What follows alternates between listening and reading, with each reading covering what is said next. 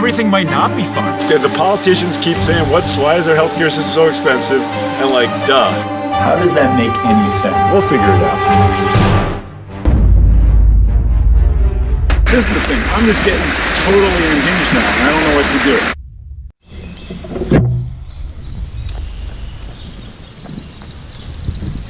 Hi, we're at Wild Lake in downtown Columbia, and this is one of the many jogging paths here. I wanted to talk about something that actually was shocking even to me, and I'm not shocked by too many things in the healthcare system, but because it's all crazy. But there is something called the second pneumonia shot, and we've talked a little about it before.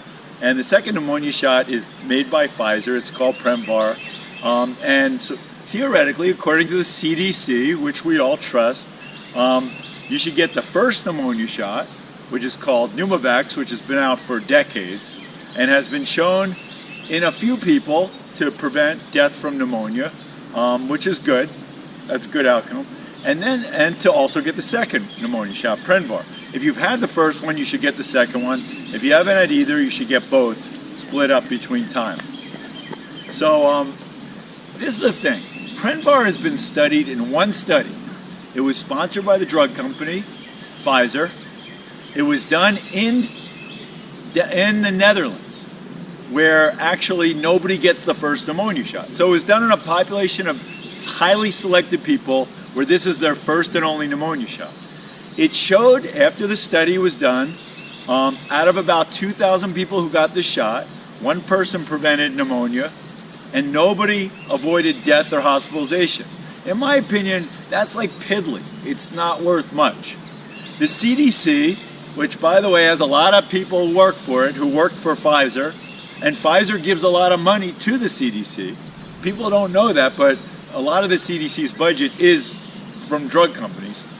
CDC recommended from that people should get both, the first and the second pneumonia shot. This was shocking to me, because there's been no study ever done on anyone who gets both, and there's only one study done on this other pneumonia shot, which didn't show much.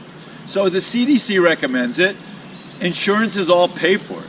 What was shocking, that's not shocking to me. That's the CDC. They recommend things all the time based on biased reports. I won't talk about Tamiflu. What was shocking to me was how much Pfizer has earned for this second pneumonia shot. It's only been out for about 3 years. Pfizer has earned $25 billion. Billion dollars. It is not, that number's big, but what's really remarkable, it is now surpassed Viagra as Pfizer's biggest drug. This is a shot that people are getting because they think it's going to help them. It doesn't. There's no science or evidence behind it. It's recommended by a trusted organization that is biased, and this drug company is making $25 billion. I made a little calculation, and if Pfizer's profits, instead of going to this useless drug, were actually used to help people get health insurance, about 2 billion people could afford health insurance that can't afford it now, if that money was put toward that. So when we talk about Medicare for all and health insurance deficits in people, look at where we're spending our money. There's another drug called Tamiflu, which we've talked about a little. That's a Roche drug. And the only study that showed any benefit in Tamiflu was done by Roche. The 4 principal investigators were actually on the payroll of Roche. These are people who actually have worked for the CDC too. And after this one study, the CDC said everyone should be using this medicine if they get the flu. Now, there's no evidence it actually helps save lives or prevents hospitalization. But this one study did show a little bit of improvement. So not only did the CDC recommend everyone take it, but it mandated that this drug be used in nursing homes. When like a few people in the nursing home get influenza, this drug's given to everybody else in the nursing home to make sure they don't get influenza. So that's a lot of money that we're spending. It's mandated. Not only that, the CDC itself bought $2 billion, again $1 billion worth of this drug to stockpile in case there is an influenza outbreak.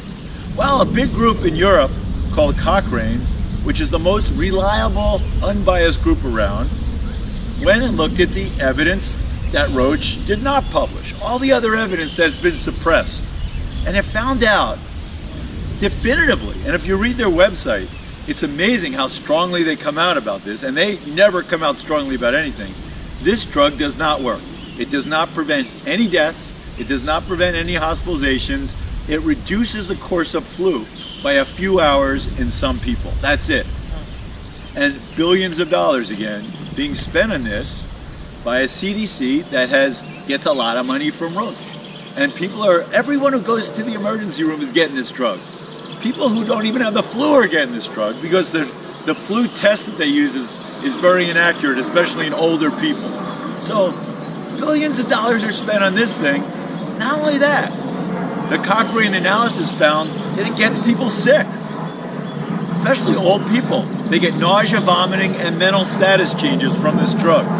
So now we're giving it to people who don't even have the flu and spending billions of dollars doing that, not helping save a single life, and getting people sick who don't even have illness.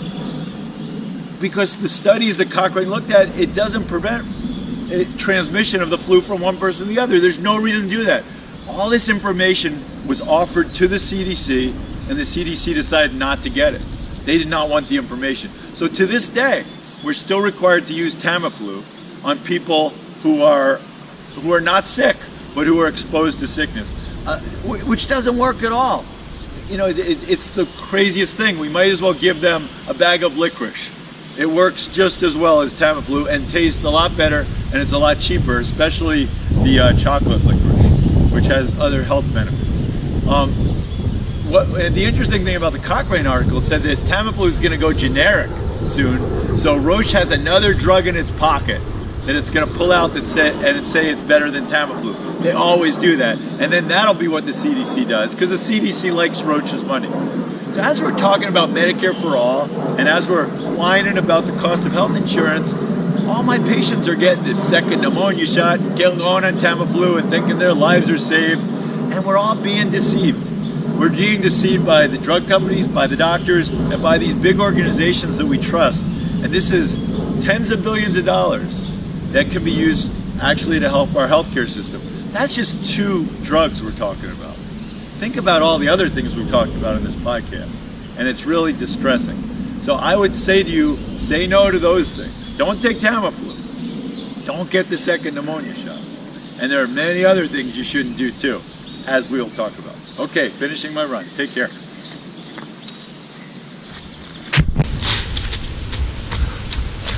Hey. So if you're equally annoyed by our dysfunctional healthcare system and all the garbage you're being fed, then give me an email, log on to my website, which is listed down here. Let me know what you want me to talk about, and I'll just keep feeding you information, and we'll discuss this and hopefully make some changes. See you later.